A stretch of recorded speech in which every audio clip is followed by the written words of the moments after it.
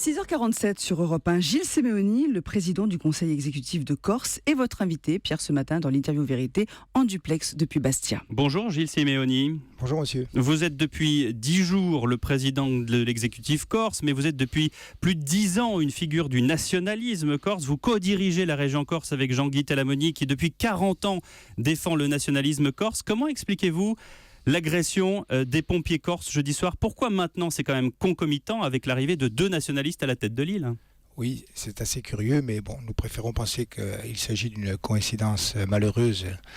Et donc il y a eu cette agression, effectivement, qui est en quelque sorte une première, puisque si... Oui, 10 jours après votre arrivée à la tête de l'île. Oui, mais bon, écoutez, je pense que c'est une simple coïncidence. Ensuite, l'exacerbation d'un certain nombre de passions malsaines est effectivement quelque chose qui est à la fois éminemment condamnable, qu'il faut combattre politiquement, et puis on est obligé aussi de se demander s'il n'y a pas quelque part une volonté d'instrumentalisation, y compris pour tenter de mettre en difficulté celles et ceux qui ont été désignés par le suffrage universel il y a une dizaine de jours. Donc c'est-à-dire que le nationalisme, d'une certaine manière, peut faire peur et peut provoquer des réactions violentes.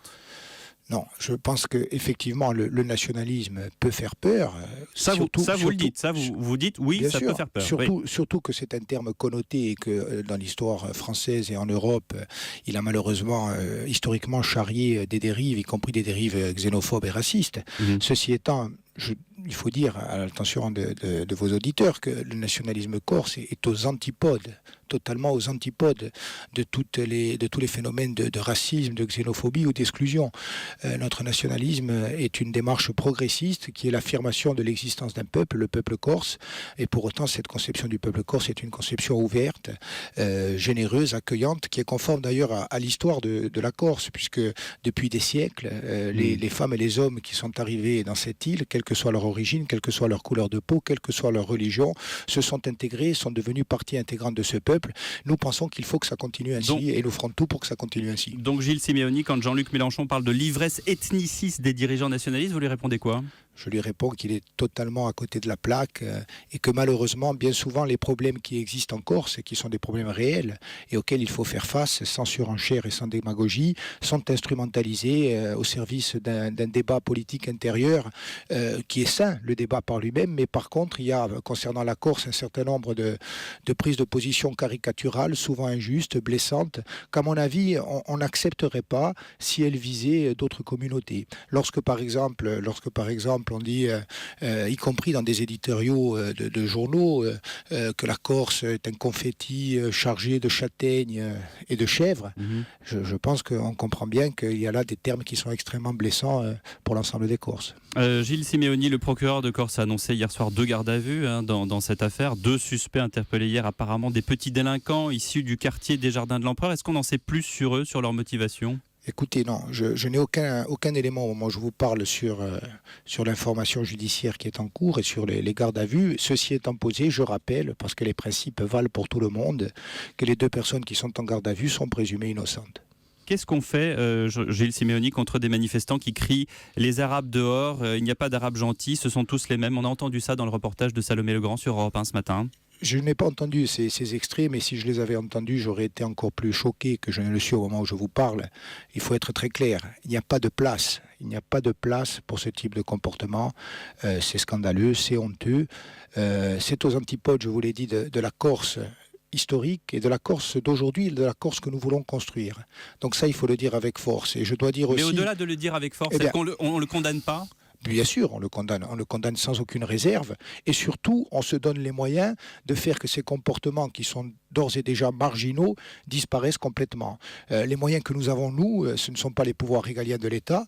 L'État doit exercer sans faiblesse, mais sans excès, les pouvoirs de police et les pouvoirs de justice. Et il le fait ? Mais écoutez, jusqu'à présent, il l'a fait en tout cas avec force pendant des décennies contre les nationalistes.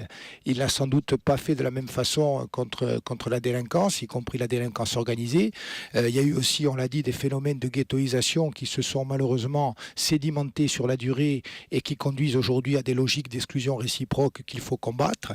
Donc ça, c'est un constat objectif. Ceci étant... Quand vous dites il faut les combattre, ça veut dire quoi? On met tout le monde autour de la table, on essaye de faire de l'intercommunautarisme? Bien sûr, vous savez, nous avons vocation à... Il y a une solution politique pour ça? L'essentiel de la solution est, à mon avis, politique.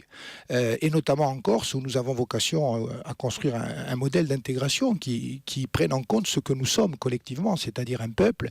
Vous savez, nous avons les meilleures relations, non seulement avec les représentants du culte musulman, mais avec la totalité de la communauté musulmane en Corse. J'aimerais aussi qu'on dise, il faut le savoir, que depuis 3 jours, il n'y a pas seulement eu ces lamentables déferlements de haine. Il y a eu aussi une inquiétude qui est générale, mais il y a eu aussi des gestes forts de solidarité, y compris de jeunes qui se sont rendus spontanément sur les lieux du culte musulman saccagés et qui ont aidé à la remise en état des lieux. Il faut le dire aussi, parce que c'est ça aussi la réalité de la Corse. Et bien sûr, nous allons discuter, et dès avant les incidents que nous connaissons aujourd'hui, et notamment pendant la campagne électorale, j'avais eu l'occasion de dire qu'il faudrait, dès les premiers mois de la mandature qui vient de commencer, eh bien, engager un véritable débat de fond sur l'intégration en Corse, comment la faire fonctionner, sur la vision que nous avons de notre communauté, sur un véritable dialogue entre les différentes confessions. Ce sont des choses qui deviennent encore plus urgentes aujourd'hui et que nous allons faire. Mais pardonnez-moi Gilles Simeoni, et pardonnez-moi de vous poser la question ainsi, mais c'est l'actualité qui le veut. Est-ce que ces solutions-là que vous proposez, est-ce que ces solutions peuvent venir de 2 nationalistes ?